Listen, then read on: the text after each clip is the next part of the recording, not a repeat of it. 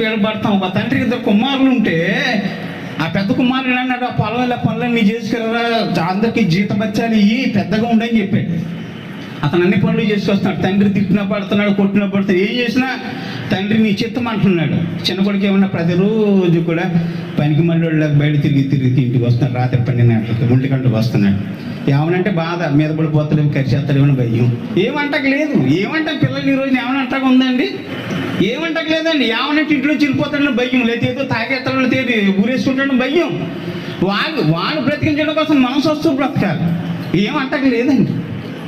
ఏమండి ఎరా ఎందుకురా ఎంతవరకు నీకు చెప్పాలా అంటాడట.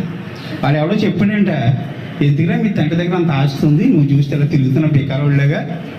మీ అన్నగారు చూడు, మీ అన్నగారు చేతుల్లో మీ నాన్న డబ్బులు ఇస్తున్నాడు, అందరికీ పని వాళ్ళు అందరికీ ఇవ్వమని బాగా బ్రతికించమని చెప్తున్నాడు. నీకేంటి ఏమి ఇవ్వట్లేదు, రూపాయి ఇవ్వట్లేదు, 10 రూపాయలు ఇవ్వట్లేదురా, నీకు కానీ ఇవ్వట్లేదురా, కేటీఎం బైక్ తీసి ఇవ్వట్లేదురా, పార్క్ కొట్టలేదురా, మంచి సెల్ ఫోన్ కొని ఇవ్వట్లేదురా, ఎందుకు నీకు పోతుందా అంటుంటే ఇంటికి వచ్చి రోజు దెబ్బెడుతుంటాను. నాకు ఇస్తావా చేస్తావా, ఇస్తావా చేస్తా. అధిక గారం అంటండి ఏమవుతుందండి? గాలం గజ్జలు గేస్తే, గాలం గజ్జలు గడిస్తే చెప్పండి, మర్చిపోకండి. ఏం ఏడిసిందండి? ఈపి దెబ్బలకి ఏడిసిందంట. అది కొట్టకే పిల్లలు తయారవుతున్నారు. బాబు నాయన అంటే ఏం చేస్తాను, మెడెక్కుతున్నారు, మన మెడలోంచి చేస్తున్నారు.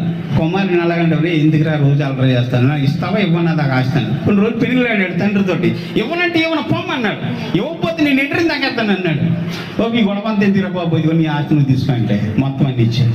అక్కడ ఇల్లు ఉంది అమ్మేసుకున్నాడు, అక్కడ పొలాలు ఉన్నాయి అమ్మేసుకున్నాడు, ఇక్కడ ఒంట్లో ఉన్నాయి అమ్మేసుకున్నాడు, గాడిదలు ఉన్నాయి అమ్మేసుకున్నాడు, కుక్కలు ఉన్నాయి అమ్మేసుకున్నాడు, అన్నీ అమ్మేసుకున్నాడు, మూట కట్టుకున్నాడు. నీతో ఉండనంటే ఉండన్నాడు తండ్రితోటి.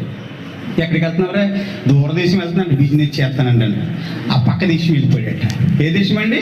పక్క దేశం, పాప సంబంధమైన దేశం వెళ్ళిపోయాడు. తండ్రి ముందులు పెట్టేసి, రే నా మాట వినరా అని తండ్రి చెప్తే వినలేదండి. అక్కడికి వెళ్ళిపోయి ఏం చేశాడు? ఉన్న డబ్బంతా సర్వనాశనం చేసేసాడు.